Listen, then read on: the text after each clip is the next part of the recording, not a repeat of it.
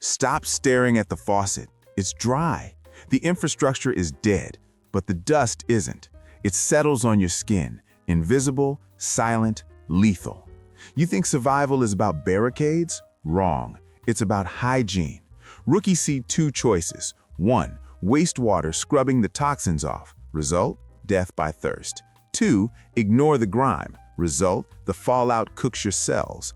Both are a death sentence. You need a third path. Redefine clean. Forget showers, forget comfort. This isn't a spa day. It's biological warfare against your own environment. Listen up. The clothing protocol.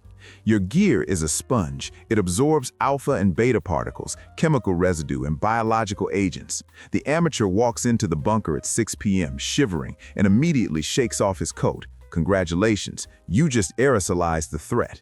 You turned heavy, settled dust into a floating death cloud in your own living room. You breathed it in. You're dead. You just don't know it yet. Treat your outer layer as a sacrificial skin. It takes the hit so your body doesn't have to. But getting it off is a bomb disposal operation. The method? The surgical peel. Never pull a contaminated shirt over your head if you can help it. That drags the toxin right across your eyes, nose, and mouth. If you can't cut it off, you hold your breath, you close your eyes. Unzip or unbutton. Peel the fabric back and down, rolling it away from your body. Invert the garment. Force the dirty outer surface to touch only itself. The clean inner lining becomes the wrapper. You're trapping the demon inside the cage. Now the laundry delusion. You think you're gonna wash this with your drinking reserve? Get real. Wetting radioactive dust doesn't clean it. It creates mobile contamination. Liquid carries particles deeper than air. It seeps into floorboards. It drips onto your boots. You don't have a filtration plant. You have a bucket. Unless you have an infinite flowing river, that gear is gone. Bag it in plastic, double knot it, throw it in the hot zone. Better to freeze in a clean t-shirt than rot in a warm, glowing parka. The hair trap. You strip the gear, you think you're safe. Touch your head. That isn't hair, it's a net. Human hair is a biological magnet for fallout.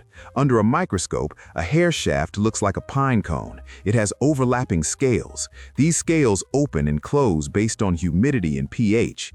Dust particles, radioactive isotopes, get wedged under those scales. They lock in.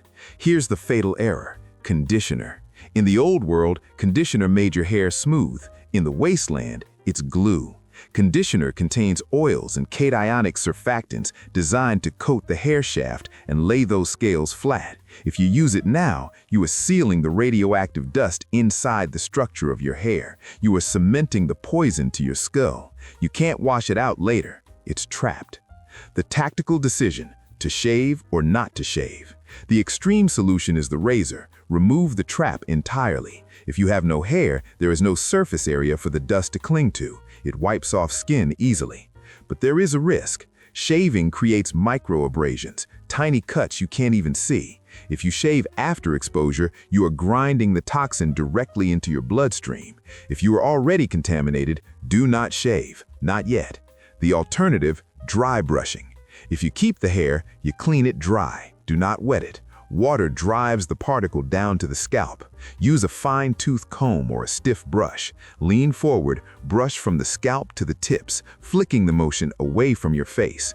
Do this outside or in a ventilation draft. Mechanically dislodge the particulate. Do not bind it with water. Do not seal it with oil. Dry, brittle, alive. That is the new standard of beauty. Dry decontamination. The pipes are dry. The reservoir is empty, you're covered in grit that glows in the dark. How do you clean the suit when you can't wash it? You use mechanics, not chemistry. Method 1.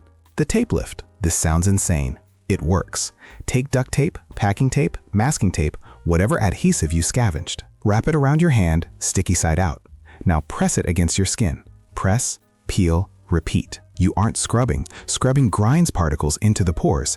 Tape lifts them out. It grabs the heavy fallout sitting on the surface of your epidermis. Focus on exposed areas: forearms, neck, back of the hands. When the tape turns gray, you swap it. You are literally stripping the threat off your body, layer by layer. Method 2. The wet wipe discipline. If you have wet wipes, baby wipes, or alcohol pads, you are rich. But 99% of you will use them wrong. You want to wipe.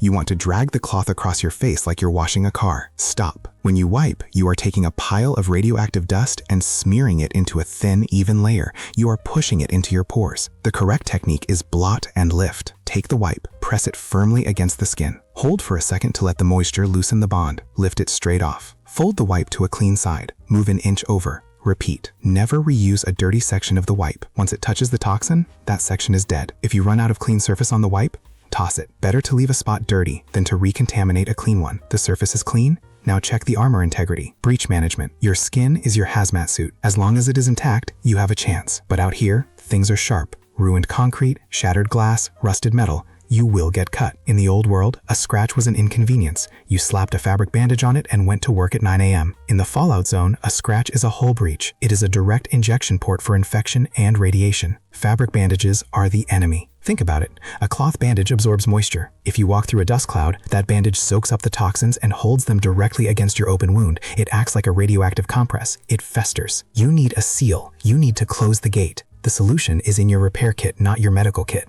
Cyanoacrylate. Superglue. This is battlefield medicine. If you have a clean cut, no deep debris, just a slice, you clean it with your last drop of alcohol. You pinch the skin edges together and you apply the glue across the top. It will burn. It will sting. Deal with it. The glue creates an airtight, watertight shell. It keeps the blood in. It keeps the fallout out. It doesn't breathe, and that's the point. You aren't trying to heal it pretty. You are trying to plug a leak on a sinking ship. If you don't have glue, use petroleum jelly or a thick salve to create a barrier, then cover that with something waterproof. Plastic wrap, tape. Never leave a wound breathing the same air you are. If the air is toxic, the wound drinks it. Seal it shut. The Mucosal Defense. External contamination burns skin. Internal contamination shuts down organs. The skin is a barrier. The mouth is a tunnel. You survive the fallout. It's 2 p.m. You're hungry. You grab a ration bar with clean hands, but you didn't clean your lips. You take a bite. You just ate a lethal dose of strontium-90. Your face is a collection of traps. Eyes, nose, mouth, they are wet. Dust loves wet. It sticks to mucous membranes and absorbs instantly. The eyes. Tears are your body trying to flush the toxin. Do not rub them. Rubbing grinds the grit into the cornea. Blink. Let the tears flow. Wipe the tear away from the cheek, never back toward the eye. The nose. Your nose filters air. That means it collects poison. If you sniffle, you swallow the load. You need to clear the filter. Do not wipe your nose upward. Blow it hard. Expel the mucus into a disposable rag. If you have water, even a capful, snort it and spit. It hurts. Do it anyway. The mouth. Never swallow your saliva after exposure. That grit between your teeth isn't sand, it's death. The spit and rinse protocol is mandatory before any water or food crosses your throat. Take a small sip of water, swish it violently, force it through your teeth, scrape the gums with your tongue, spit it out. Do not swallow a drop. Repeat. You are sacrificing hydration for safety. It feels wrong to spit out water when you are thirsty, but 1 cup of contaminated water in the stomach does more damage than 3 days of dehydration. Keep the tunnel clear. Waste protocol. You cleaned your skin. You stripped the clothes. You flushed your mouth. You feel safer. Look at the floor. There lies the pile, the wipes, the tape, the clothes, the bloody gauze. They are radiating. If you leave them there, you didn't clean anything. You just moved the source from your body to your bedroom.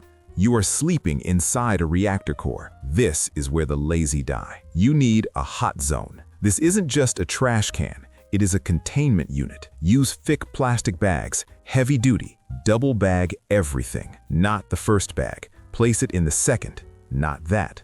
Tape the neck shut. Do not crush the bag to make more space. This is critical. Crushing it acts like a bellows. It pumps air out, air filled with the dust you just trapped. You inhale the plume. Store this waste as far from your sleeping area as possible, ideally outside the main shell.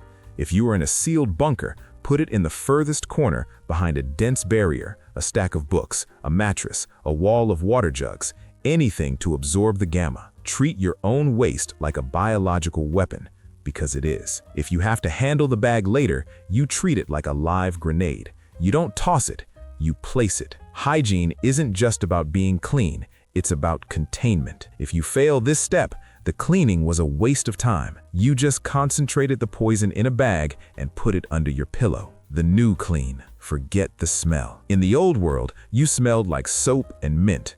That world is gone. If you follow these rules, you will smell like sweat, stale air, and glue. Your hair will be stiff. Your skin will be rough. Good. That is the smell of a survivor. The dead are the ones who tried to wash their hair with conditioner. The dead are the ones who saved water by licking their dry lips. The dead are the clean ones. You are gritty. You are uncomfortable, but your blood is clean. Stay dusty on the outside if you have to, but stay pure on the inside. The water will come back eventually. Until then, you survive on discipline. Class dismissed.